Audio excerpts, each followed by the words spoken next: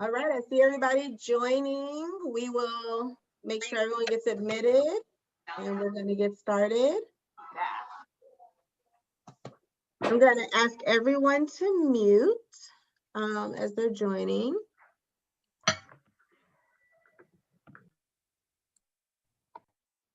Welcome, welcome, welcome. We're still letting a few people in and then we should be good to go. Thank you all for joining. If you are able to turn on your camera, great. Not a requirement, but it's just good to see everyone and be able to engage if possible. We are going to go ahead and get started with today's presentation. Thank you all for joining. I'm going to share my screen.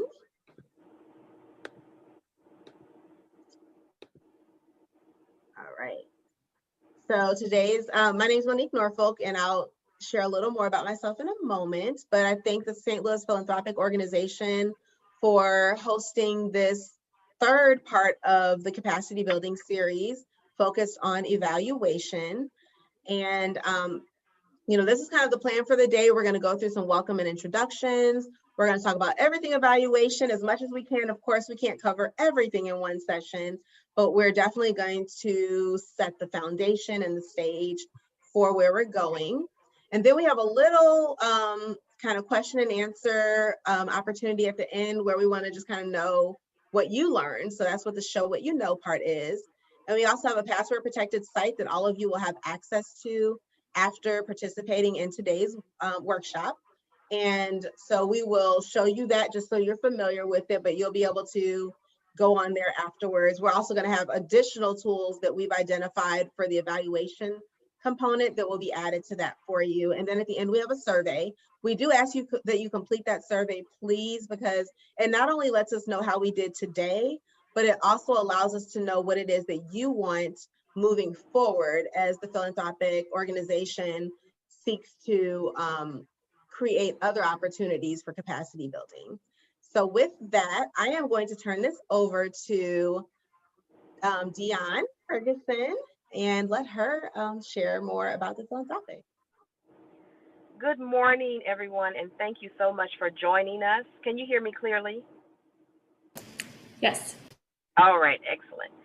I'm Dion Ferguson. I'm the president of St. Louis Philanthropic Organization.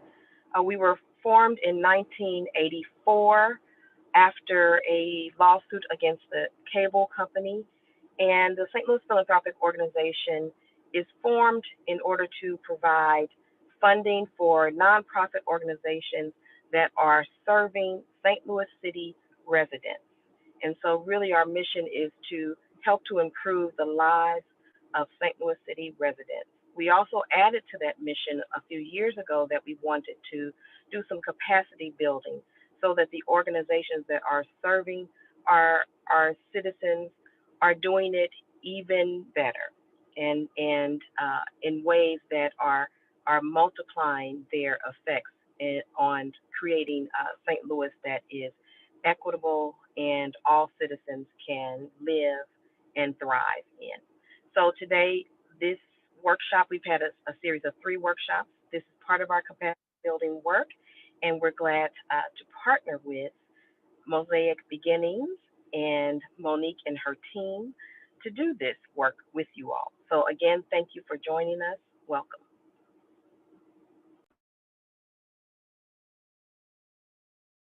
Thank you so much, Deanna. I appreciate you. I do want to share a little bit of background. So Mosaic Beginnings is a management consulting firm. We work with a lot of nonprofits, faith-based organizations, civic organizations, and even some school districts and universities. But I wanted to just share a brief amount of my background here with evaluation. My background is in public health. And as it pertains to evaluation, I've had the opportunity to work with organizations at the local level as well as the national level and sit on committees such as like the AAP, policy roundtable and some other national evaluation work. So I'm bringing that lens here just because for based on those experiences, it's really important to have more of a practical application approach than to talk about the technical aspects. So what you'll see is that I'm not necessarily gonna try to get you a public health, degree today. I'm gonna actually talk with you about things that I hope will be helpful for your organization so you can actually understand, like, how can I evaluate the work we're already doing? I do want to share that I have from my team, Mary, who is on here. She's here to help with technology and just manage comments, make sure, that we know if people have comments or questions, that's brought to my attention. And I also have Maya from my team who is going to be assisting with that as well. And she's also helped with developing that last component of Show What You Know, where we're going to do some question and answer. So I'm really thankful to my team. They're really amazing. As we move forward with this, so the topics that we're going to cover are purpose of evaluation, benefits of evaluation, the process, determining what and how to evaluate. We're going to kind of play with a few evaluation tools. Again, we won't be able to go through everything, but we do want to show you a variety of different ways that you can assess things and just kind of get you thinking, not only how you use the traditional tools, but how you can use some tools that maybe you haven't thought of utilizing that'll make life a little bit easier. And it's some of what you're already using, just using it in a different way. And then at the end, we'll do the Show What You Know. So just wanted to go over a few quick house rules. Cameras on if possible. I know it's not always possible, and that's okay. Please feel free to use the raise your hand feature or use the chat box if you want to ask questions, put comments in there. We will have questions. I'm going to engage you. So I just want you to know that, like, if nobody's talking, I'm going to call on somebody. We really want this to be interactive, and it can't be that way if it's just me talking at you. So definitely want to engage you. And please, I do ask that just so that everybody can hear the information, that you remain muted if possible, unless you are actually, wanting to talk and engage. So those are all the house rules. So I wanted to just kind of, I think this is so powerful because I believe this is how evaluation feels for a lot of people. It can feel very overwhelming. It can feel daunting and burdensome, because a lot of times it's like, why am I doing this? I'm trying to do the good work. I don't really have time to evaluate this. And it's about us being more strategic, though, because how evaluation should feel is that it gives you a sense of peace. It should be really simple and necessary. It's necessary, something you have to do for a variety of reasons that we're going to walk through moving forward. But again, it brings a sense of organization. So it's kind of that framework that you're able to operate within, and it gives you a sense of direction. And so it really should bring a sense of calm if done properly and if used the way that it is intended. And so that's what I hope you feel after today. So I want to go ahead and jump in. Before I talk about any tools or anything, I think it's important to just communicate what we call, SMART. So, and I'm calling it setting the tone for evaluation metrics, because you can hear this utilized for objectives or outcomes or goals, whatever it is. Those are evaluation metrics, and SMART means the same thing no matter what it is. This is an acronym, meaning that when you're evaluating, everything should be specific, measurable, attainable, relevant, and time-bound. And so I will go through what each of those mean, because I like to make sure that it's broken down in its simplest form, and we really get to see what each of these mean and look like. So I start off with an example here. So if you have someone saying, like, women will learn about pregnancy, that's not a smart metric, because we don't have anything that tells us, like, what women and when and how many or anything like that. So I give these examples here where it says 30% of pregnant moms enrolled in our program will attend at least one prenatal class by the end of their first trimester, or 100 women who are pregnant or intend to get pregnant will attend our pregnancy education classes by December 2020 or December 21. But so that just lets you know, like, the more detail you're able to provide, that kind of hones in on what you're really trying, the goals you're really trying to reach, and it helps you to be really intentional within your program or your organization about the direction that you need to go. So I want to break down each of the parts of the acronym. So when we're talking about being specific, we don't just want to say women.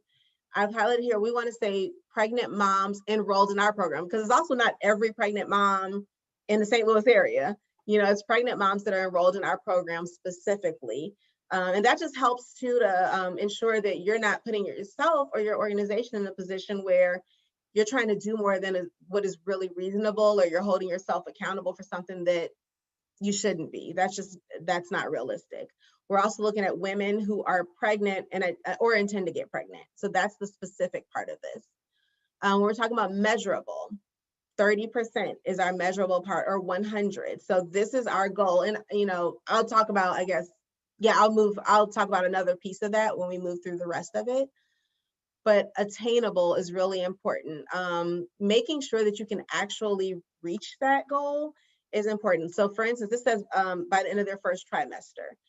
If you're, and that's, you know, right here, if you are working with, in this instance, if you're working with pregnant moms and you typically don't see them until the second or third trimester, this is not attainable. If you are starting this program in November, December is not attainable. So we just want to be realistic, because what we run into, at least when I'm talking with different organizational like leaders or program managers, is that they feel like they have to do all of this within a certain amount of time that's not realistic for them.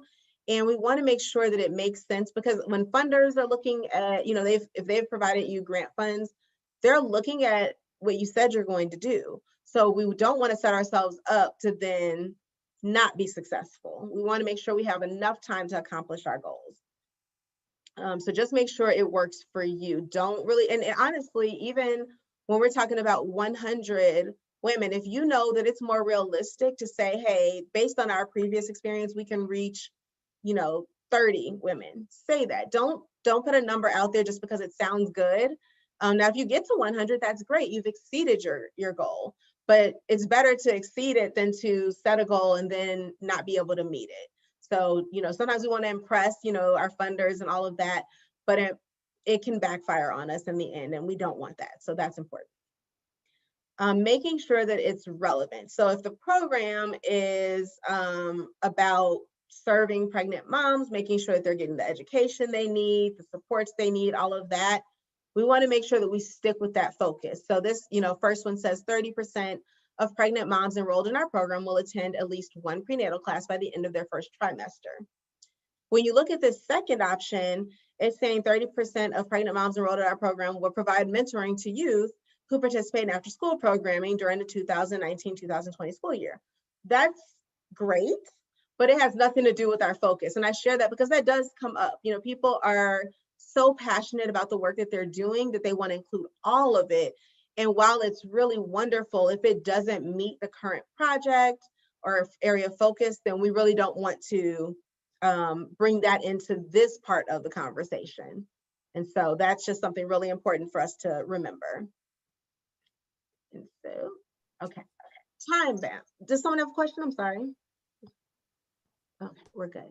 All right, so time bound. We really do want to make sure that we have a specific time frame within which we want to accomplish this goal, or we have a time frame within which we want to capture people. So this would be by the end of their first trimester. We want to capture moms by then, because maybe we feel as though if they get this education up front or they get these services up front, they're more likely to have a healthy pregnancy. And so that's the reason for this. But then also, again, we want to make sure that we know that by this date, we're going to have finished everything that we have set out to do.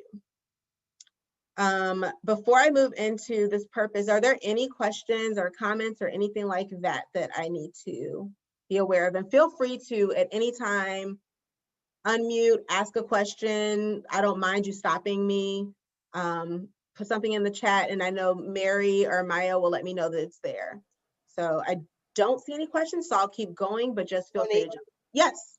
I just want to say one thing. While it is important to have goals that are realistic, A lot of times agencies will do that and they will put in what they think is realistic, but still not make those goals, that target number, because things happen. And I think in that instance, even when those things happen, as long as the organization can either figure out how to turn it around, you should communicate that with your funder that says, you know, things are happening. We thought we're going to be able to do A. It looks like we're going to be able to do B. And this is how we're going to proceed. And I think that's okay. But just to keep that line of communication open, because we recognize that things do happen. And when you really think that you're going to be able to do something, like the pandemic happened last year, Right. and it turned everybody's world upside down. And so just know that you can be realistic and still not meet that goal, but it still be okay as long as you communicate that and learn from it and figure out what to do to how to move forward. I love that. Thank you, Linda. That is so powerful. And that's something that we definitely talk a lot about, you know, in different, like grant writing, all of that, you know, this is a whole part of the grant management process.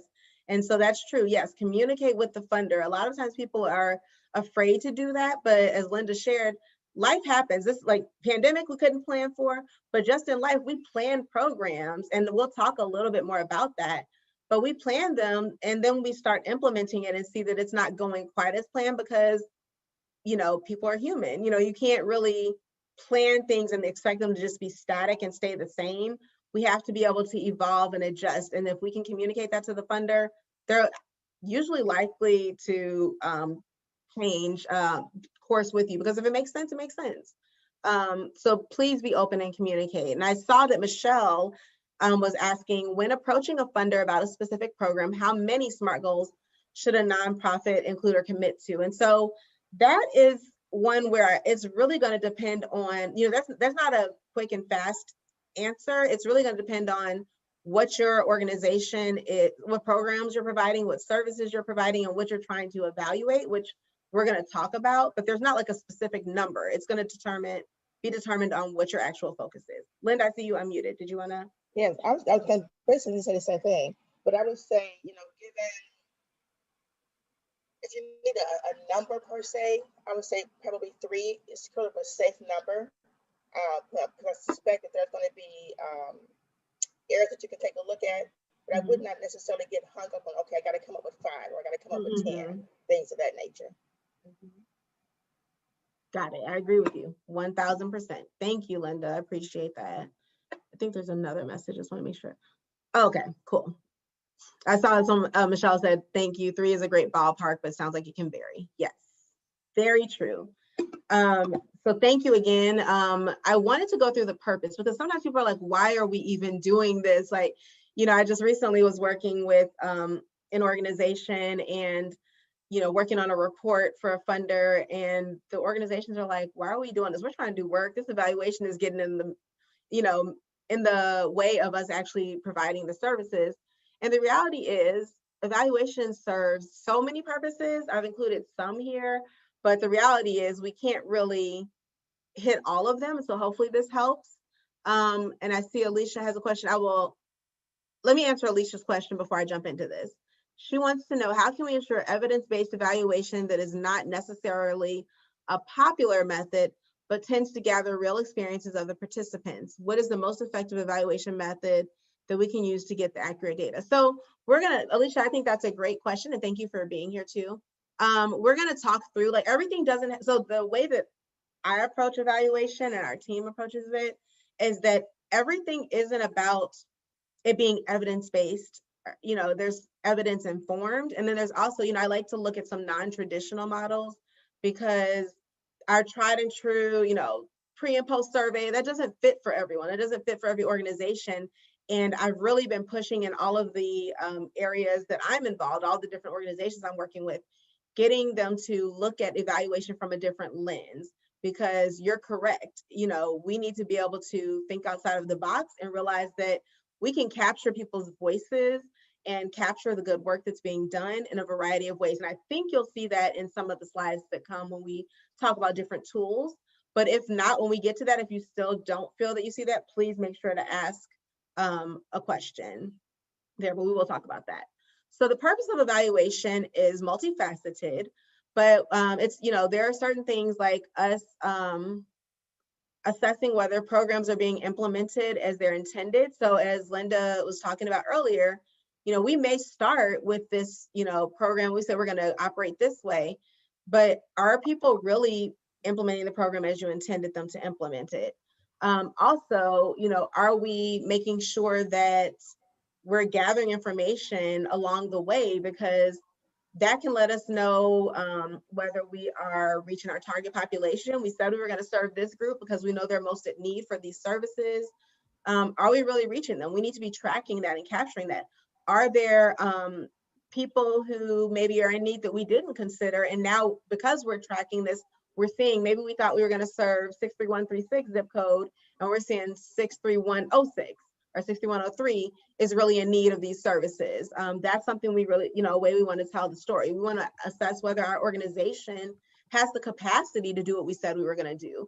Oftentimes we get in it and we see that it requires more, and that's an opportunity for us to step back and see how we can put the necessary pieces in place. So also a great part of evaluation is that when you're gathering that information, you can use it for so many reasons. You can use it to pull data. If we're looking at those zip codes, we might be able to say, hey, these are the challenges that exist in this particular community. And we know that we need to maybe collaborate with another organization so that they can help us provide services, because maybe that's not what we do, but we don't want to leave our community members, in a bind where they're not getting what they need. It's helpful when we're communicating with funders.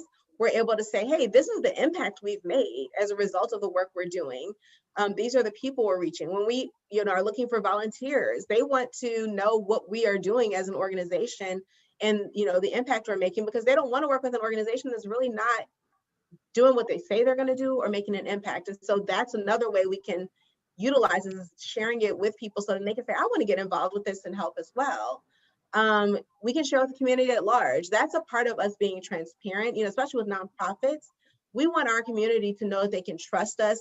Dollars are coming in. What are you doing with the money? How are you making an impact? How can I trust that you're here for the best interest of my community? So any way that we can use what we're gathering to communicate with our community is essential. And another way is also with grants. So when we're applying for funding, to be able to say that these are the things that we're doing is going to be essential. That's, a lot of times organizations, unfortunately have not been tracking the work. They've been doing amazing work, but they're not tracking it. So when it comes time to write a grant, the funder wants to know, well, what have you been doing all of this time? What's been happening? What impact have you made? What challenges have you identified that maybe you need our funding to fulfill? And if you can't provide that information, that's a problem. I do know also that there are some organizations that may work in collaboration, for instance, with schools or things like that, and new leadership comes in. And I've had people come to me and they're like, yeah, they cut our contract because they didn't share any information about, and I'm gonna look at the chat, but they didn't share any information about the work that they were doing. And so that caused them to lose their contract. It's like, you had just tracked it and had that to share with the new administration, they would see the great work that you've been doing. But people often have these relationships like, oh, well, they know we're good at what we do, so we're fine. That's not necessarily beneficial. I'm just reading what you said, Linda. Okay.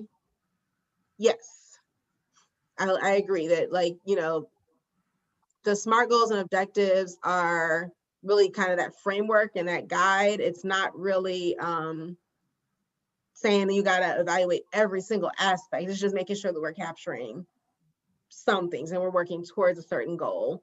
And yeah, it's really about the outcomes. It's about what impact are we going to make as a result of this? What change is going to happen? So that's it for this slide. I'm going to go, are there any questions? If there's any questions about purpose, please let me know that. But otherwise, we will go ahead to the next slide. Oh, is someone unmuted? You have a question? Oh, okay. So there are so many benefits of evaluation, but here are a few.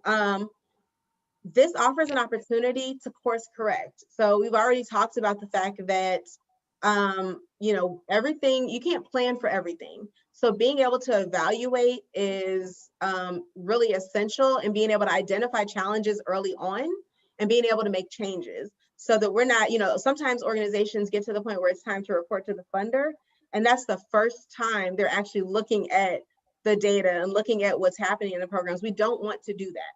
We want to make sure that we are starting from the beginning and looking at what's happening so that we can have an opportunity to make a change at any point in time throughout the program.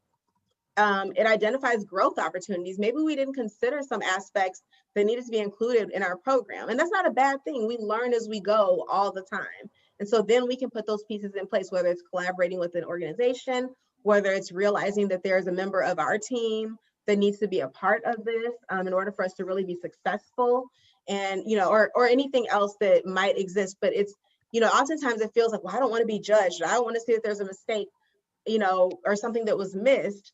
But that's essential to growth, to success, and to sustainability. So making sure that we are identifying those growth opportunities is really, really powerful. And again, so to that point, it positions organizations and programs for success and for sustainability, because the more you know, if you're missing out on what the actual challenges are, then that can be the downfall of the organization or the program itself. And so we know there's a need for these programs. That's why they're there. There's a need for your organization. That's why it's there. So we want to make sure that we avoid any pitfalls to that organization or that program falling short. I see there are some chats. So it says, are there any are there any form of grants that do not require evaluation, or is it important to have evaluation regardless? More and more, I mean, the majority of funders are going to want evaluation. There might be some that don't require it, but it's going to be hard to find that. And honestly, I don't think anyone should want to not evaluate, even if it's not required.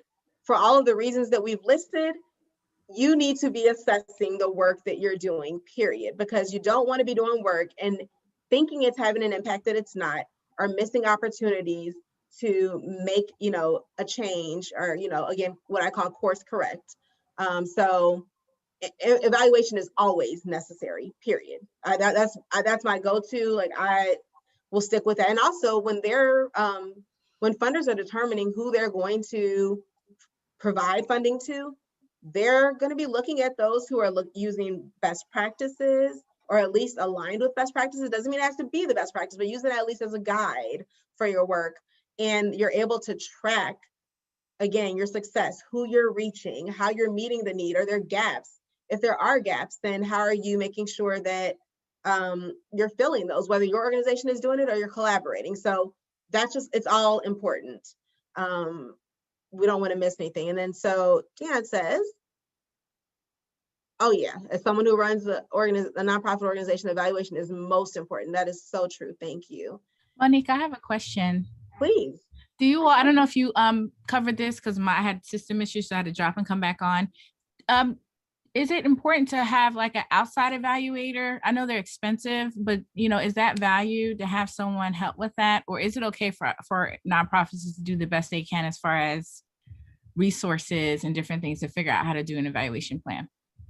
So great question. I think that both are wonderful. It's really about where your organization is. So you don't have to feel like, oh, I have to go out and get a third party. Of course, it's always good to have a lens from someone who is an outsider, not as close to this. But if you develop your evaluation properly, so let's say it's an assessment, it's a survey that goes out to your constituents, whoever you're serving, or if it's your board members, or different funders and things like that, and you allow them to just be transparent, then there's not really going to be so much bias there. So you're still going to get some really helpful information. So I think, for organizations that are just starting out, or smaller, or maybe just don't have all the resources, they don't necessarily have to have that third party.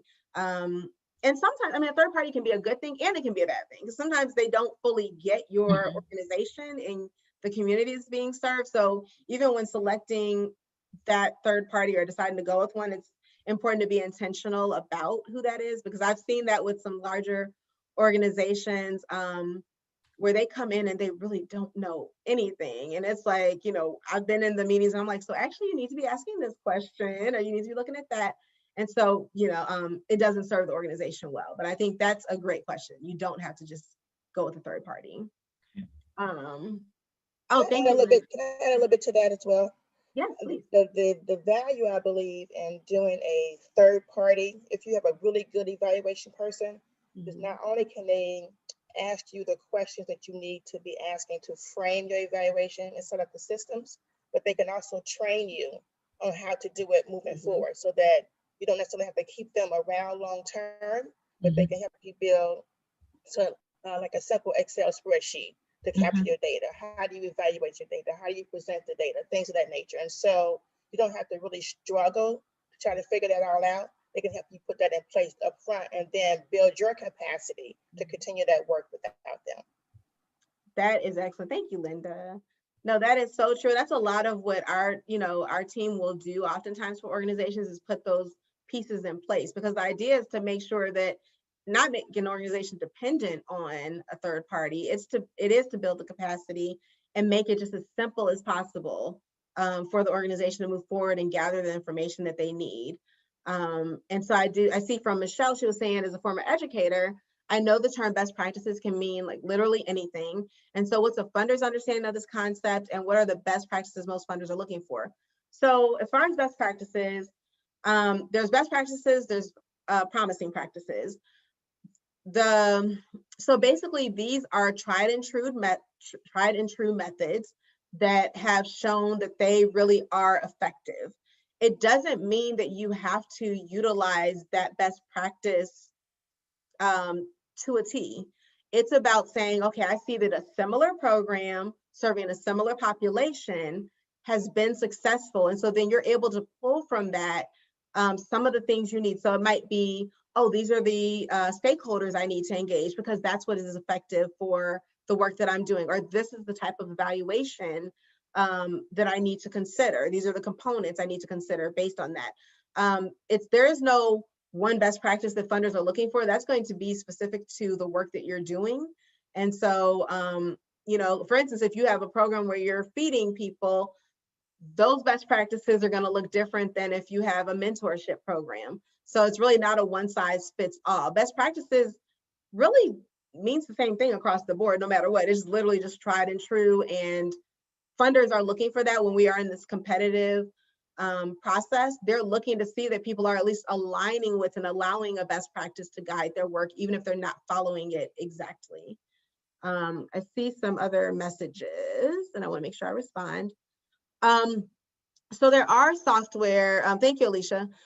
There are software opportunities that can assist agencies that might not have the funds to hire evaluation staff. And I'm so glad you said this. And thank you, Hillary. Hillary said as a foundation for data collection, they use SurveyMonkey. So one thing that we have done, and this will be on the password protected site, it's not on there now, but we pulled a list of free software that you can utilize that are the best software available. And so we'll make sure that that list is there for you all to access easily as it pertains to surveys. And we also looked at it for one other thing that I can't think of at the moment, but I'll let you know. So we have two different lists of free, there are toolkits, that's what it was. So when we were doing our research and preparing for this, there's these lists of toolkits, and they ranged from HIV and AIDS to serving like rural communities with this service to like all different topics, aging population. And so we're going to make sure that those toolkits are available as well. And again, they're used as a guide. It may not mean that everything in those toolkits fits for your organization, but maybe there are some pieces that are a best fit. And again, those are free and accessible. And so we want to provide as much guidance and information as possible. I think there's like Qualtrics, there's SurveyMonkey, there's so many other free tools that you can use, and we will have that available for you.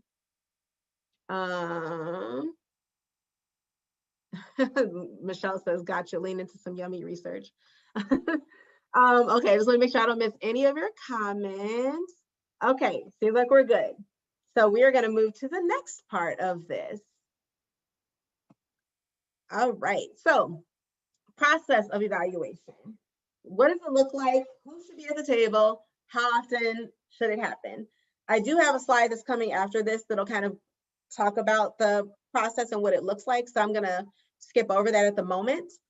But who should be at the table is something that comes with really understanding how your organization operates, the culture of your organization, what your program is designed to do, who your program serves, who makes decisions for your organization and your program. And so there can be a variety of people. Some of your stakeholders should be at the table. And that means community members that benefit from the program. That could be funders, that can be board members who are driving the process. There are certain things they want to see in order to know that the program is successful and the organization is operating as it should. So it can, and the people who are running the program managers and directors and the evaluators. I mean, there are so many different people that should be at the table, but it really, again, depends on the structure of your organization and the program that you have in place. Anyone, though, that is going to be impacted by the work, there should be someone represented at the table. Anyone who is doing the work needs to be at the table, because we miss things when, sometimes organizations are very top heavy and they're not involving the people doing the work, and they're making decisions that really don't make sense. And so we really need the people doing the work to be involved in this conversation, and to also give us ideas of what some of those gaps and those challenges are, because then how do you even know what you're going to evaluate if you're not talking to the people that know firsthand what the challenges are? How often should it happen? So again, this is one that is not cut and dry, but if you're going to have to look at your program and how it operates. It might be that it's on a monthly basis. You're sending out a survey, or you're checking in. It might be quarterly, biannually, but also I always say that it's an iterative process, which means it's ongoing. Evaluation never stops. Even if you have a training program and maybe you're using a survey for that, that's just one component. We need to continually be assessing our organization and our programs to make sure that they're operating effectively. And that can take the form of, many different forms. It can be in the form of us holding monthly meetings. Sometimes I even tell people you can use a comment box where people can anonymously put information in there, because maybe they're not comfortable speaking up, but you need that information to know what's working and what's not working. It can be, an evaluation survey that you send out to the team, but sometimes people are wary of that because they're like, oh, you can track that it was from my email. So we just have to really know our culture of our organization and our programs. But it's something that honestly never stops, because when we stop, that's when we miss something. And as Linda shared earlier, things are constantly changing. There are things we can't plan for. And so if we're not checking in, we don't know when something could go wrong or has gone wrong. Or we don't know when we have an opportunity to really grow. It's not even always something going wrong. It's that now we've identified another space that we can actually provide services, or another group of people that we can serve, or other organizations we can collaborate with, because new organizations are popping up all the time. Sometimes they're even evolving and providing new services and supports that they weren't before. They get funding that they didn't have that allows them to, collaborate in a different way. So we always want to be aware of the need to continually assess ourselves. Okay, someone's just sent another data tool. Great. So with this next slide, okay, so these are two, I wanted to share these. So this one, I don't have this on here. I'll add this later, but before we put it on the password protected site. But the sector evaluation strategy. So basically with organizations, we should be collaborating. It should not be that any organization is operating in silo. But when we are working with different organizations, that means that they're going to have, those are the sectors. So when we're talking about sectors, that's different organizations. They focus on different areas. One may focus on, providing food. One's focusing on making sure that families who have infants have diapers and formula and things like that. One's focused on job training. So each of these organizations, we're all coming together, but we have different things that we need to assess. And so it's important that we make sure that we are assessing each individual organization's work, but we're also looking at what does that look like as we're working together collaboratively. How are things flowing? Because maybe we need to kind of fix some things to make sure those relationships remain strong and things are flowing as smoothly as possible for the organization as well as those being served. This other graphic is from the CDC, and so I will add their logo there just so that we have that documented. But this is from the CDC, and so this is really kind of that process piece of evaluation. And it's, again, iterative. You see, it doesn't stop. It's got a circle because this is what we're always doing. We are engaging our stakeholders. We're describing our program. Because if you don't describe it and fully break it down, sometimes we're just doing the work. And when we start actually talking about all of the pieces, we're like, oh, I didn't think about that. And so really describing the program in its entirety and having all the people at the table that are part of this so we get a full picture provides an invaluable lens. Then we can start focusing on the evaluation design. Like, what do we need to evaluate? What's going to be realistic for how we evaluate? Because to a point that was made earlier, there are some organizations that are smaller, some have less resources. So it may not be the most robust evaluation in the world. Let's start somewhere and let's do what's realistic. And we'll talk through some of those things. Gather credible evidence. Credible evidence means that it's coming from sources that actually are providing, they're actually involved, and they can say this is something that's really happening. You know, it's not, they're not outsiders, they're engaged and they can share information. And honestly, anybody who's involved in our programs, we need to consider what they're saying as credible to some extent. You know, we need to take that in at least and process it and not exclude any one person's opinion, because even those things that we don't want to hear or things that maybe don't resonate with us, that still can be very valuable. And so we want to just consider, and there may be some people that aren't speaking up that are thinking the same thing. So just make sure we're always listening to that. Justify our conclusions. So if we're saying, hey, this means we're at this place, we've looked at all the data, this is what it means, let's make sure it really makes sense. You know, if we're saying that, you know, we've been feeding 1,000 people and we're not able to fully meet the need, we need to show that. And so how do we justify that? We show that we served 1,000, but 2,000 people came through our doors, and we've been tracking that. And so you really have to be able to show that information. And then, you know, being open about sharing lessons learned. Sometimes people are really scared to say this didn't work, but a lot of funders are respecting that, and our community respects the transparency. This wasn't working, but this is kind of how we shifted, as Linda was talking about. Everything doesn't always go as planned. That's just life, you know, and that's normal. That's nothing to be ashamed of. Let's talk about what didn't go right. Let's talk about how we corrected it. Or let's talk about maybe why we weren't able to, because then that'll give us guidance as to what pieces we need to put in place next. And the process keeps going on. I see a comment, so I want to make sure that I look at that. Oh, okay. Just looking at the chat really quickly. Okay, it's just, Alicia's asking, like, is there a sample of an ineffective evaluation tool or method? And as Hillary has shared in full transparency, Hillary, she does excellent work, and we've worked together before as well. And she actually did worked on some of the things that I will share with you guys. But so she said exactly what I was going to say, which is that, you know, it's subjective, but some tools are ineffective because of the way that they're delivered. And then also they can be ineffective because the questions don't meet the respondents where they are. And also it's about the way that the questions are developed. And that's something that we're going to speak to as well. Sometimes we're asking a question that really doesn't help us get at what we need. So then the data that you get it's really not helpful, so it's really about developing and crafting messages appropriately. So determining what to evaluate. This is about us taking a deeper look and a deeper dive into our organization. These are just a few questions, but you know, when you're determining what to evaluate, look at your organization and say, what programming are we offering? And some organizations even say, like, you know, let's look at what the programming is actually doing. Like, is it effective? Is it something we need to continue? Because just because we've always done this doesn't mean that it still fits now. And so it's really good to look at that. Looking at what our community looks like. Things change all the time. Who are we serving?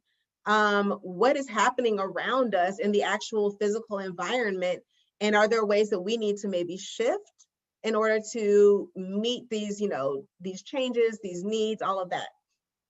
Who or what influences the work we're doing? Who are the people? What organizations? What policies?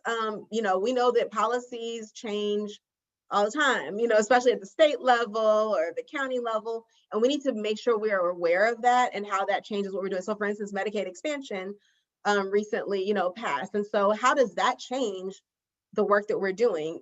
Positively, negatively? You know, we need to look at that. And then we have to be ready to shift. It's really important to be agile or flexible and being willing to make shifts as necessary. That's what excellent organizations do. That's what the most successful organizations do. And having that mindset up front will keep you from being frustrated. If you know I'm going to constantly need to evolve and shift and change, then it won't be so frustrating when it happens. Looking at the culture of the organization, you know, there are organizations that serve our community members, yet internally the organization isn't necessarily as representative of the community that's being served, or really doesn't have it's more of a doing to the community rather than with. And so just looking at what your culture is and assessing what you need to look at. Like, do we need to look at people's perspectives and thoughts, and like whether they're really effective in our organization for our population? So that might be a thing where we have to say, hey, maybe this isn't the person that needs to be here. This isn't the role that needs to be here.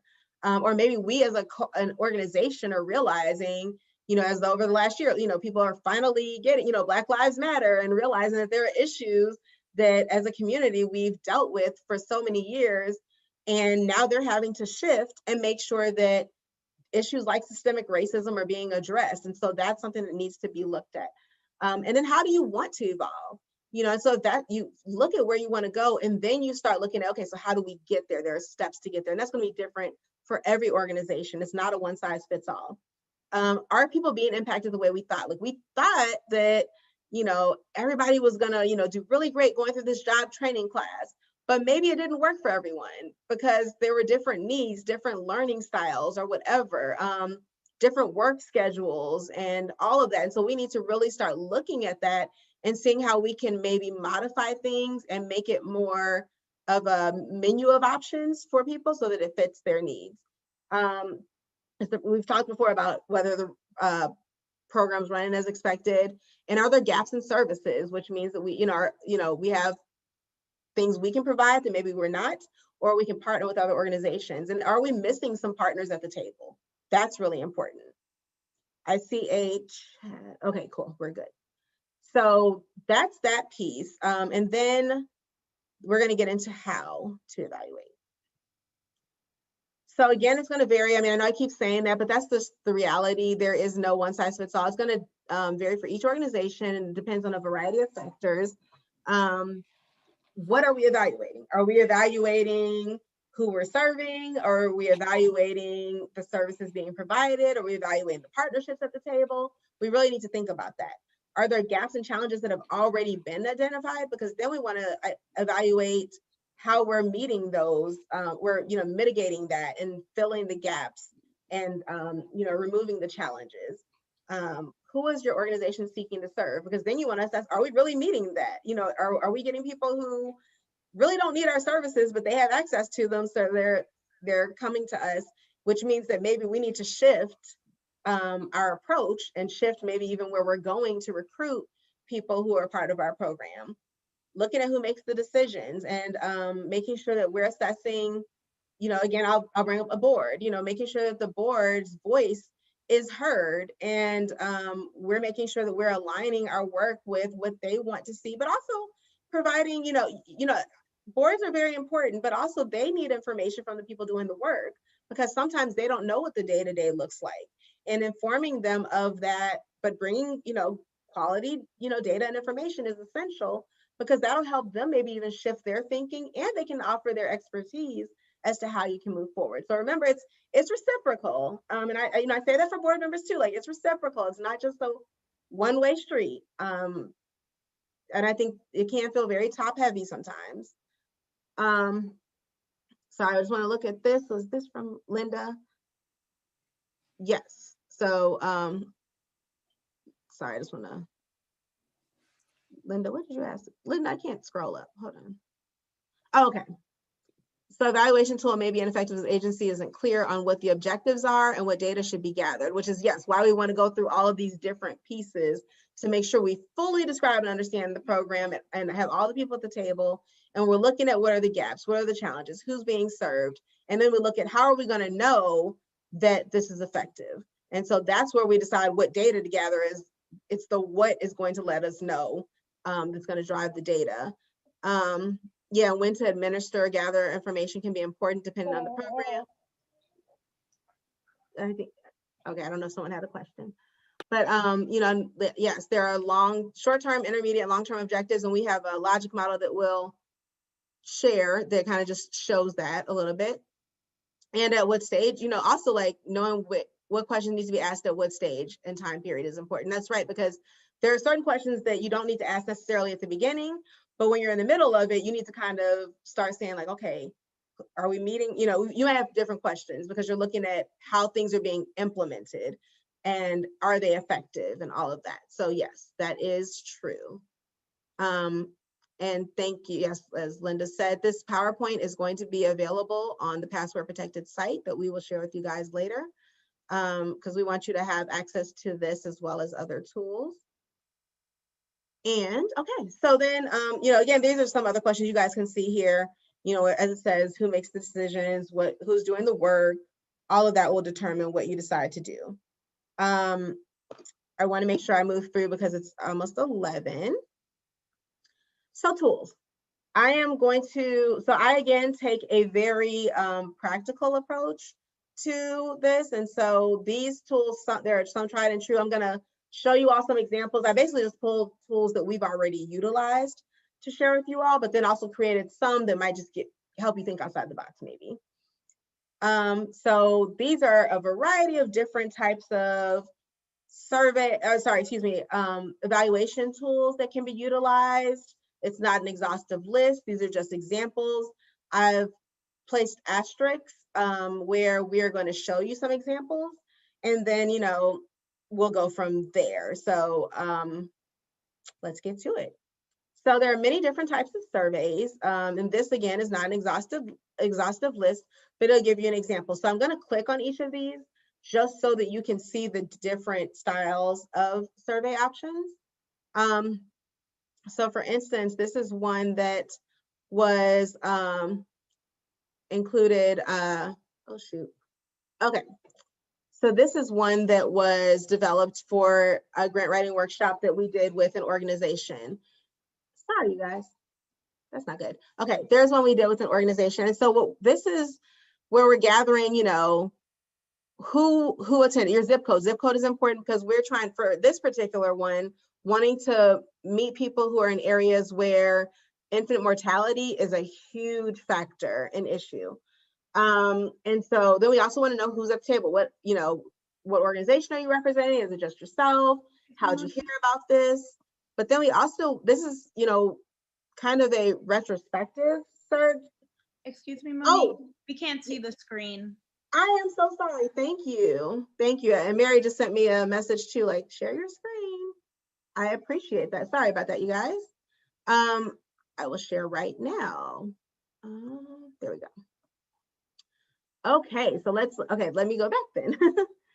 So this is a survey where we are looking at, the date, the zip code again, as I was sharing, because that's important so that we know that we're reaching people in the zip codes that have highest infant mortality issues for this particular project. But we are also wanting to know who's at the table, what types of organizations are there, whether someone's just coming for their own knowledge, how did they hear about us, about the workshop. And then there's also, wanting to know kind of afterwards, how did the facilitator do? Were they effective? And this is what we call a retrospective survey. And this is where it's like, okay, before that, and this can be helpful, like instead of a pre and post, to just have one survey that you use at the end. It's like, well, before I came here, I felt this way. Now afterwards, I feel this way. So you can see if there was a gain in knowledge or not. And that's really, really important. And then we also end with just if people want to share their contact information, they can, and get assistance. I am going to go back to the presentation. I have to probably reshare, but this is another one we used. And our new share is, so this is where we actually, had a collaboration, and we brought the community in via a virtual platform and just really wanted to see how they wanted to be engaged moving forward. So sometimes, a lot of times organizations ask questions of community members, but they don't really end up engaging them. And that can be frustrating for the community. So this is effective in saying, how do you want to be involved? How would you like to move forward? Do you just want to be on the list? Do you want, do you want to sit at this table? If so, we want your voice heard. Did we meet your needs? Are there things that we haven't considered? Because oftentimes I think that we come in as experts and we think we know everything, but if we don't ask the question of what we might have missed, then we're definitely doing ourselves a disservice, because I found out community members are so much more informed than, a lot of people who are not from the community, and we just need to listen to them and answer their, and respond to their questions. Can you guys see the survey right now? Okay, I just got a question about that. Okay, great. I will share maybe one more option with you all. I think I'm gonna share the St. Louis Philanthropic one, because I think that's a great survey. But this is from the financial one that we did. But this, I think is really effective, because again, it's asking some similar things, about the facilitator, because that's important. The organization needs to know, should we bring this person back, or shouldn't we? Did they meet our community's needs? But we also want to know what whether it was enough time. Do you feel like you need more time? Would you share this with others? Did you learn what we thought you were going to learn? But what I love about the philanthropic also is that they're wanting to know what else you want to see. And so it's not just about this session, it's about how else can we serve you. So if you don't complete the survey, we don't know what to provide. And so that's what I really love, is they really want to know, and they want to know even, how you access, these opportunities, so that they can provide this support in the way that best meets different organizations' needs. So there are lots of length of training. So they're just asking a lot of great questions to make sure that whatever they deliver is tailored to the needs of the organizations that are being served. So that is the last survey type that I'll share, but there are so many more options. And so going to, Google Calendar. I love this because we don't think about this often, but I use the example of a mentorship program. Sorry, can you all see my screen? No, we can't. Okay. There we go. All right. So I like to use the Google Calendar as a really simple option. So this came to me just because of working with an organization that was like, we don't have the time, the resources, or anything for evaluation. This is simple. So if you have a mentorship program and people are like, I have here Jamie as the mentor meeting with Ashley, the mentee. And oops, let me go back, sorry. And so you'll see here that they met at the Magic House Made for Kids. And I totally made this up, by the way. And they met from 10 to 11:30.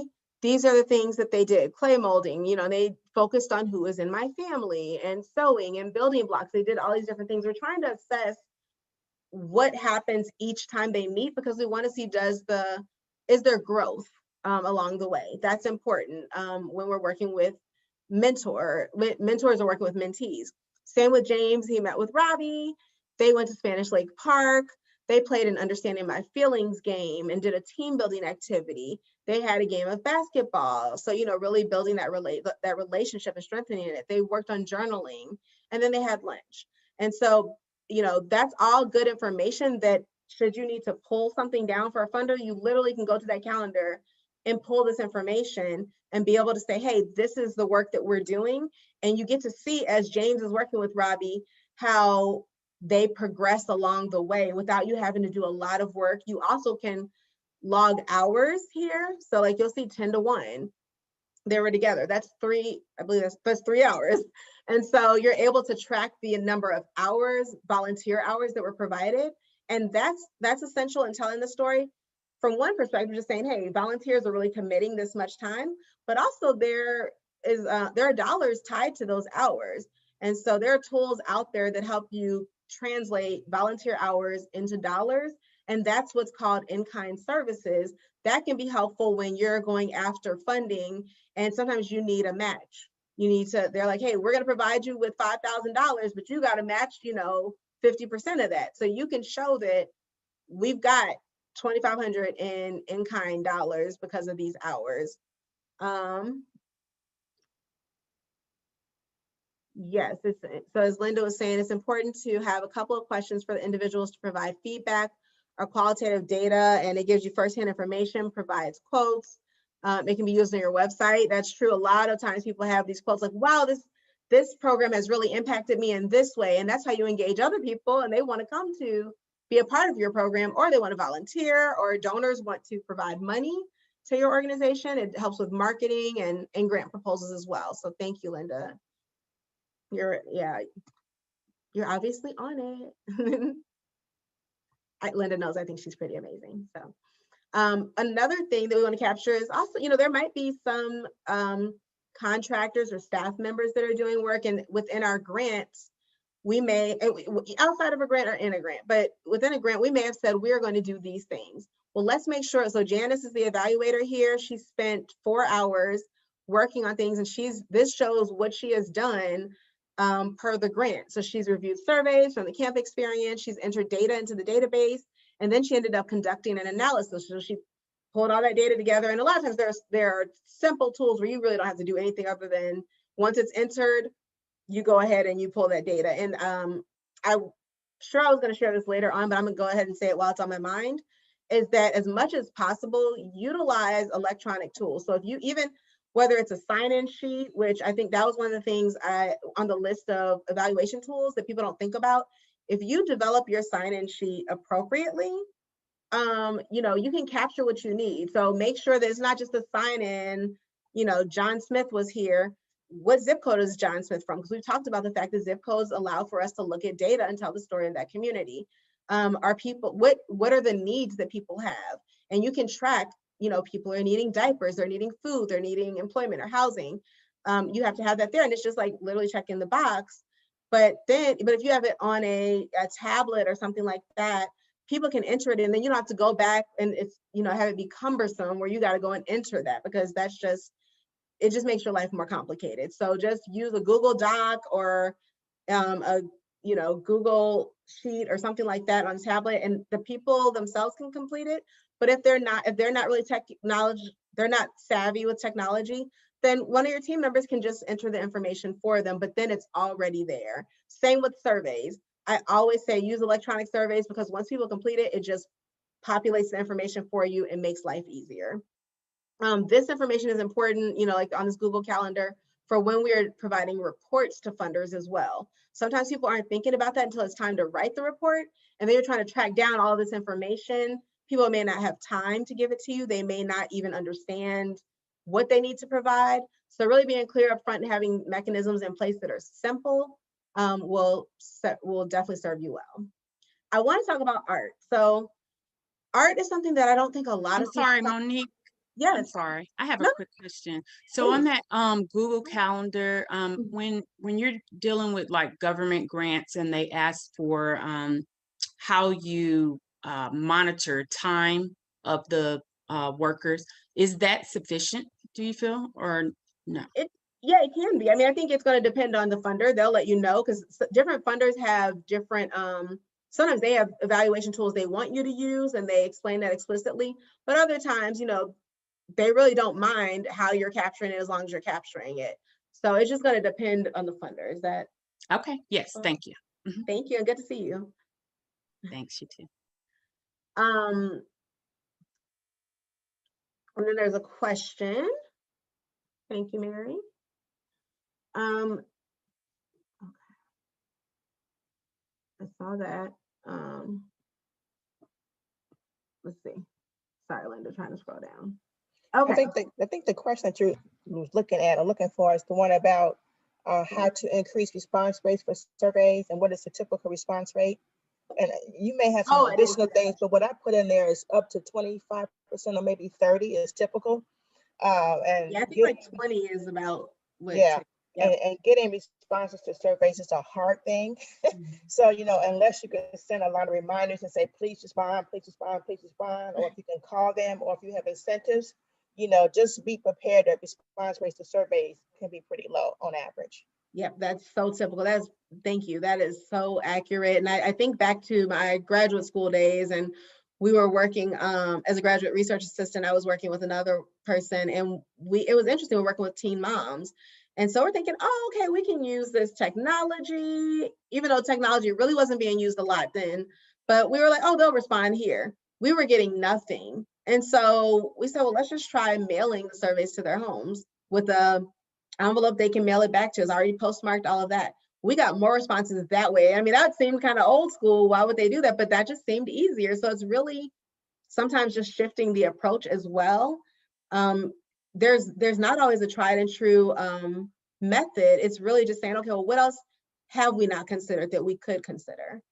I wanted to speak to art as a really innovative tool to utilize. And this isn't going to necessarily like speak to every organization, but it just gives you one way to look at it, and you can use it differently for your organization, of course. So this comes from this comes from more of a therapeutic approach. And so this is a child who was dealing with a serious mental illness, and they were 9 years old and thought they were 3. And when they first came to see the therapist, and so you can see the pictures here that were drawn. They're very childlike, very, you know, closer to what you see as a 3-year-old. After about 9 months of therapy, this is what they were drawing, because that's what they were truly capable of. And that's, you know, an art. So art can be an effective evaluation tool, and it doesn't have to be this. It can be images that tell the story of what's going on in our community, or we're using photos. It can be, you know, just drawing about feelings. And maybe at the beginning, you know, even in a mentor program and not therapy, kids might be drawing, you know, about their feelings, and even adults. That's very therapeutic for us, and seeing how that progresses along the way. So we definitely don't want to undermine the value of this. I see some chats. Oh, good. I'm glad that was powerful. So yes, okay. I saw that Lindsay was saying that they had much higher response rates when they gave hard copies of surveys to put in a Dropbox versus electronic surveys. So that's really interesting. I mean, it's just interesting because we think that electronic, you know, is the best way to go. I mean, for me it is, but you know, not for everyone. So I'm glad that people adjust as needed. Let's see one more chat before we move to the next piece. Oh, okay, that's really great. I like that, Dion. She said that they had a virtual program with children, and their ticket to leave the session was to complete the survey. And so I love that, because, you know, sometimes we do need to put those pieces in place. Like, you know, hey, if you want to, you know, if you want to leave, or if you want to get this thing that's next, we need the survey from you, you know, maybe, and it's, you know, you don't want to be demeaning in any way, but it's like, look, if you want to get technical assistance, first we need the survey from you. And that's real, because we can't continue to make sure our program is meeting your needs without this feedback. And so I love that idea. Thank you for sharing that, Dion. Let's see. So I'm going to show you an interactive logic model, but I first wanted to show just the logic model that exists. And I know Hillary's familiar with this. So this is something that was developed, and I can make it bigger if needed. But basically, like Linda was speaking to, there are things like inputs. So whether that's staff, policies and procedures, best practices, you know, all of that, and whether our training or anything, funding, all of those are inputs. Those are things that go into your organization to be able to do the work. We've got to have staff, we've got to have funding, we've got to have some type of policies that we're following. And then, you know, and logic models are good for making sure that you're thinking through all of the pieces of your program that you need to consider. So, you know, it's not good for everything, but it's a great tool to look at what we need to consider and where we're trying to go. And then we can develop mechanisms to make sure we're tracking whether we're actually getting there. So then we look at the activities that we're doing. And this was focused on healthcare integration and healthcare and home visiting integration. And so it's looking at things like, you know, are we contacting these different organizations? Are we getting buy-in? Because that's a big thing no matter what. Getting buy-in from the organizations you're going to be partnering with, from your stakeholders. If they don't have buy-in, your program is not successful. Just because we can't, again, do 2 people we need to be operating with. So these are a lot of different pieces, but there are different phases, and we want to make sure that these are just all the activities, you know, and it can look very different for organizations. It does not have to be this complex, it can be a lot simpler, but we want to make sure we're considering any activities. If we have an after school program, are we providing tutoring sessions? Are we providing different, technology tools that people can utilize in that mentoring session? What are there games and things like that? We want to make sure we're capturing all of the activities that are provided for people. Are we providing meals too? Because we know the kids can't really focus without having food. Like, how do we expect them to excel? Yes, there are. Good question, Siobhan. Do we have logic model creation and evaluation resources to share? Yay, we do. So on the password protected site, we have some examples that are kind of your traditional static models, but we also have this, which I'm not going to walk through the entire thing just because I just want to show it to you though. So I'm going to share this with you, but it's on the password protected site. And I wanted to find something that was interactive. Excuse me, that was really important to me because sometimes you're operating in a team. And so to your point, so this is called Dynamo. I think I'm saying that correctly.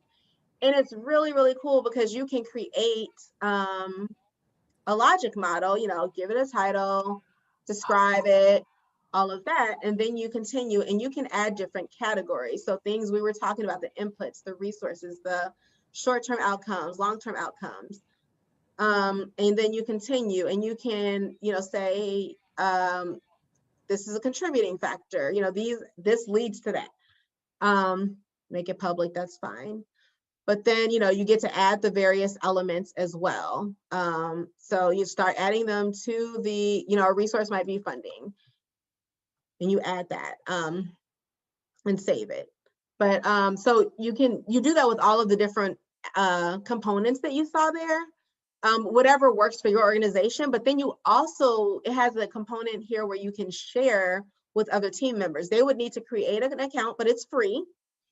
And then you guys can share and collaborate on here without you having to, use the Google Doc or, go back and, share Word documents in between each other. You can use this interactive logic model. And so I thought that was really fun. Yes, and it is a free resource, Wendy. Great question. Thank you. And so hopefully that's something that's helpful to you all, and that is available on the password protected site. But I just wanted to share that. I get excited about things like this, so this has been really fun for me. Let me make sure that I am sharing this PowerPoint with you again. We're almost through the majority of this, and I'm just going to quickly go through because I want to make sure that we also get to kind of hear a little more from you guys. So I want to talk about social media posts. And that, social media is something I don't think people think about as an evaluation tool, but it is because it's already being utilized. And so let's meet people where they are. I gave 2 examples here, just created some fake examples, but this helps you understand. We talked about messaging and how you craft the message, which will guide the responses you get. And so when we're looking at, it says Black moms are more likely to die during childbirth than moms of other races and ethnicities. And it's like, okay, cool. So then what? What are you going to get from that? Well, then we ask the question, did you know that Black moms are more likely to die during childbirth than moms of other races and ethnicities? This doesn't have to be the case. There are options in place to support you. Let us know if you've ever heard of doulas, patient advocates, or community health workers, and whether you have plans to use any of these. We would love to hear why you would or would not use these so we can better understand how to support you. Respond below. So you can imagine all of the different responses that you would likely get there that can be really beneficial. And so it's really about crafting the message accurately. And that's the same with surveys. I do want to say with surveys, sometimes the mistakes that people make in crafting messages is they combine things. So asking a question like, was the workshop valuable and the facilitator, knowledgeable? You're asking 2 questions in one, and people are responding. You don't know which one they're really responding to. So making sure that we're not combining that is important, and that does happen a lot. So that's definitely a necessity. And so I'm not going to go through all of these, but Hillary, it was a big part of this, but there are free infographic tools, which again, we're going to share those with you guys on the password protected site. But infographics are wonderful ways to tell the evaluation story. And it's a way that people can digest the information, because sometimes, I mean, we have these long reports and nobody wants to read through that. You know, sometimes we need to just hit people with the information. They need that visual, maybe a little bit, the numbers, and that's it. This is good for social media. This is good for your website. This is just, you know, it's just a good way to really engage people and tell the story. And so, you know, like it says, you know, in the US, youth 13 to 24 accounted for more than 1 in 5 new HIV diagnoses in 2015. And so this is, you know, a really powerful thing. And then when we're talking, and, you know, so this is obviously focused on sexual health, and reported cases of chlamydia in Jefferson County among women were 2 times greater than those among men. And so again, a powerful tool. And I won't go through all the infographics. Again, this presentation will be available on the password protected site, but there's so many different ways that you can tell the story and be powerful. So I do want to click on this. This is one other kind of graphic, which Hillary, you're familiar with again. I'm going to share I'm gonna do a new share. Here, so this was a really powerful report. There was an assessment that was conducted. We had over 1,000 respondents, and we asked questions from parent educators that were across the country, and we wanted to know like what types of organizations they were in, the race and the race of the families that were being supported, concerns that were expressed, because we're trying to figure out from a health standpoint, what support do they need at this national level that we can give them across the country. And it led to different information that informed training. It led to webinars that provided additional information on how to access things. Like, you know, we looked at, did your state expand Medicaid? If they didn't, that meant there were different resources you had access to, and, you know, than others. And so then we knew how we needed to support various organizations. And so on and so forth. You know, this is just really great information. This is another way that graphics are important. You see that these colors correspond to the type of organization. Like this is counseling services, and this here is the health department. So it's just a really great way to tell the story, where it keeps people engaged and gives them valuable information, but it doesn't, you know, drive them, you know, crazy and make them bored looking at it. So that's just yes. One quick question about that. So I know that you said that these infographics are good for social media, but I just want to confirm, let's say if a funder's asking for a evaluation, a report, right, to summarize, and they don't give any format. They don't say include this or include that. So you're saying it would be appropriate to tell our story the way that you just described in a report with infographics? Absolutely, yeah, I've done that before. Yeah, this can be a really powerful tool, and sometimes even more so. I mean, there's obviously, it's good to have the qualitative piece, but this can definitely be powerful and engaging. And I've used that before and with funders. So absolutely. It may not be your full report, but at least a part, like you said. Yeah. Okay. Thank you. So do we have questions before we do this? Because we have a little link here that we want to share with you guys. I'm gonna stop sharing for just a moment. And just, oops, oh, never mind. Okay, I'm going to that. I want to know what you guys know. So we've gone through a lot of information. I see something in the chat. Oh, I see a lot in the chat. Oh, good. Okay, everyone. Oh, yeah, Hillary's shared the pixel chart is one. And so, yes, she did a great job creating a lot of infographics with that. But yeah, so we'll make sure you guys know about different infographic options that you can choose from. So you can look at what works best for your organization and capacity and all of that, but making sure you have access to free tools. I'm going to put a link in here. I just want you guys to take 2 minutes, you know, 2 to 3 minutes. You're not being, your name's not even going to be included. So it's just, I want you to just kind of share what you know, because for us, we want to know what kind of stuck out. Did this information resonate with you and stick with you? So I am putting into the chat a link to everyone. And we're going to, again, it's going to just be 2 minutes. If you guys can create, it's a Google form. So just click on that link, and then you should be able to complete the Google form.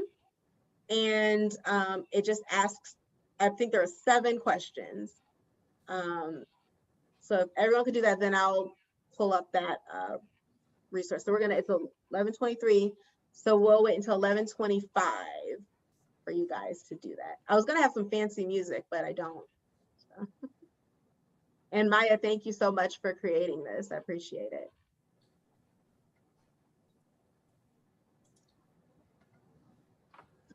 I'll mute myself while you guys are doing that.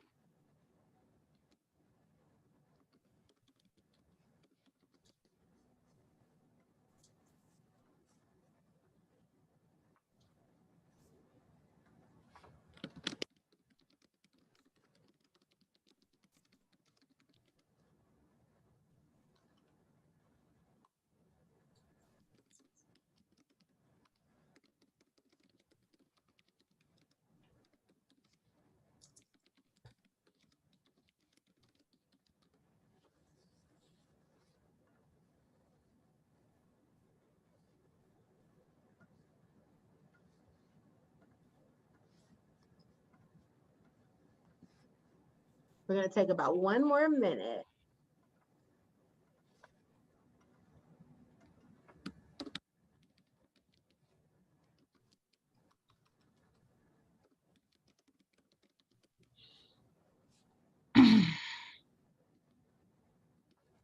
No stress.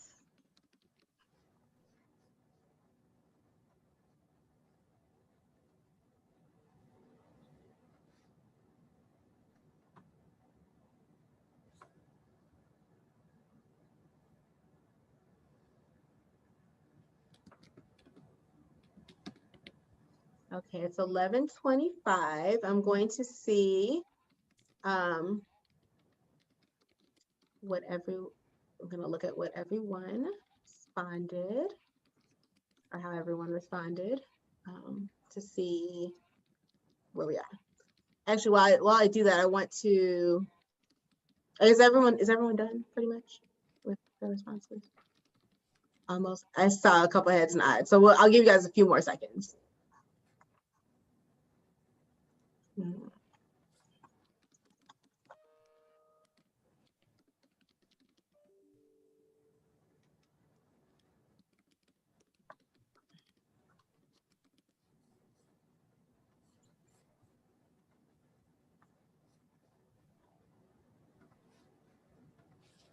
All right. Okay, we're gonna go ahead and just, I'm gonna share my screen. And again, we don't have any names. There you go. So we only had 5 people participate, but that's okay. So we asked questions like, what are requirements for evaluation metrics? I think, yeah, everybody, you guys did a great job with that. So yay. People that should be involved in the process, phenomenal. Benefits, I love it, I love it. I feel so excited. Data survey creation. So yeah, so definitely want to make sure, like with the steps, it's really about, yes, we are collecting data, we're describing the program, we're making sure that we're engaging stakeholders, justifying conclusions, all of that, yes. And so yeah, it's evaluate, you know, these answers vary when it says how often should evaluation occur, and that's because it does vary. You know, we did talk about that. It's going to vary on what your organization does, what programs you have in place. So it may vary, but I love all the time, because regardless of how often we're assessing the program components, we're constantly assessing. It's an iterative, ongoing process. And so other simple tools, yes, you guys got it, knocked it out the park. So super excited. I see, I think there's one chat one. 5 out of 25. That's what Linda, you're right. Yes, we got 25% of, see, just like you said with the survey, that's the response rate. We're seeing it 10 out of 25 now. 10 out of 25. So it's we got 10 out of 25 now? Yes, so it's higher.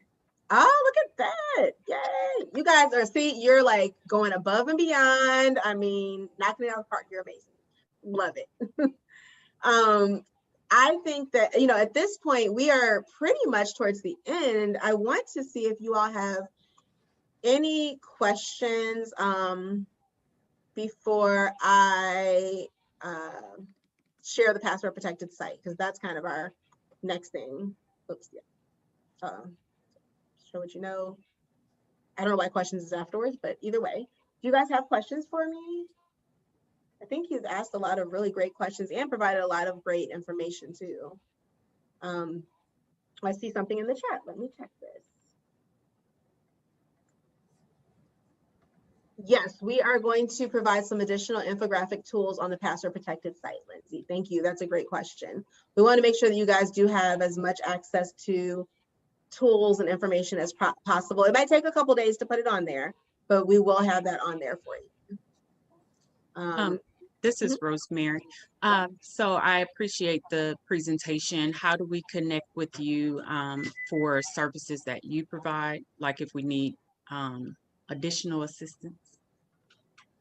Definitely. I will, I would say, I don't know, Linda, if you want them to connect through the philanthropic organization and then you connect them with me?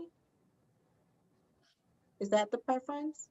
You know, they could do either way. If they want to send us an email and ask, because I have had agencies in the past ask for your contact information or for, you know, other presenters' information. So they can contact me directly if they want. You know, I'll give out your information anyway. Oh yeah, no, that's perfect. I think that keeps it smooth. And just because the philanthropic, you know, the St. Louis Philanthropic Organization is hosting this, I definitely wanted to flow through them. And I think that's also a good tracking mechanism too, is, you know, afterwards, what was the result of the presentation? You know, what do people want afterwards?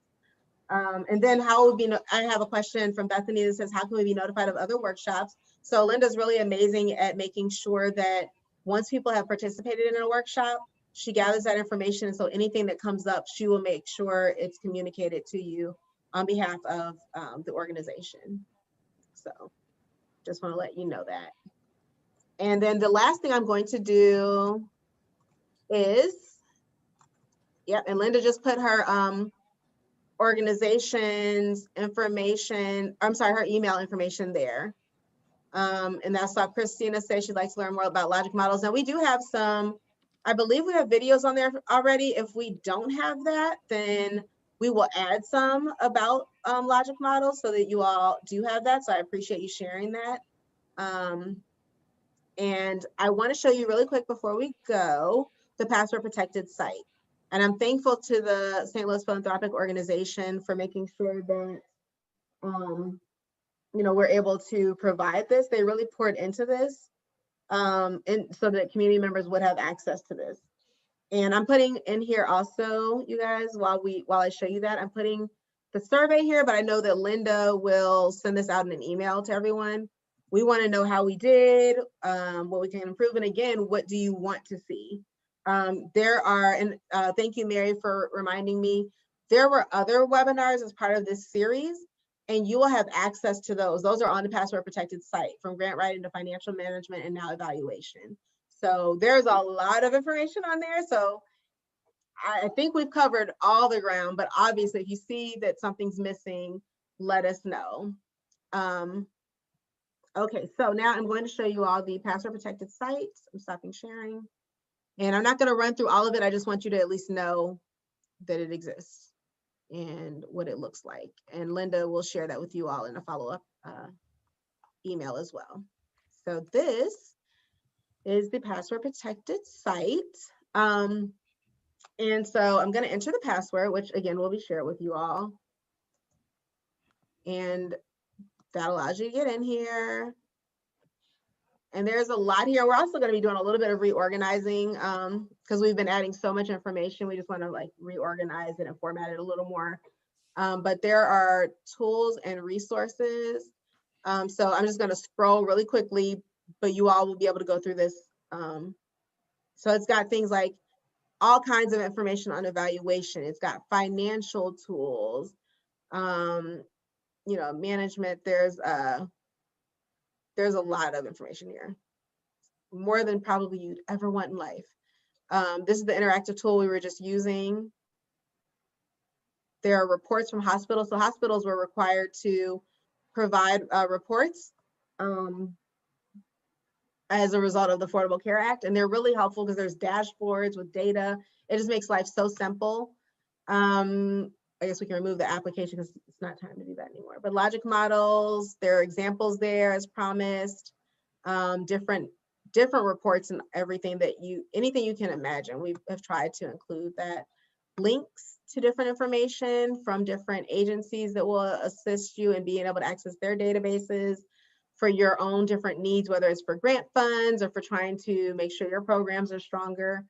That's there. And we also have some videos. So there are videos on grant writing, videos on different aspects of, racial equity, which is a huge thing. We know a lot of funders are wanting us to tell that story. And then evaluation, there are some videos here and on logic models too. I thought we had those, I wanted to make sure. But we've got those here. Theory of change is another big thing that's being required that people are trying to learn about, and developing surveys, all of that. So the list goes on, but this is the website that you all will have access to that has a lot of tools. And we're going to be adding, like I said, toolkits, list of where you can get free survey resources, as well as different infographic resources. That is all I have. I am so thankful to the St. Louis Philanthropic Organization for allowing Mosaic Beginnings to serve in this capacity. And thank you for bringing this to our community. Thank you all for showing up today. And I'm going to turn this back over to them to close out. I appreciate you. Thank you, Monique. Thank you, everyone, for joining us. I hope that you got some very helpful information out of this that you can use to propel your organizations even higher and further, and doing even more for our communities. Yeah, let's use that password protected site. Let us know what you think of it and how you're able to use it. And fill out the survey, please, because there may be an opportunity for us to do more of this, and we'd like to know what direction we should be going in. Thanks again.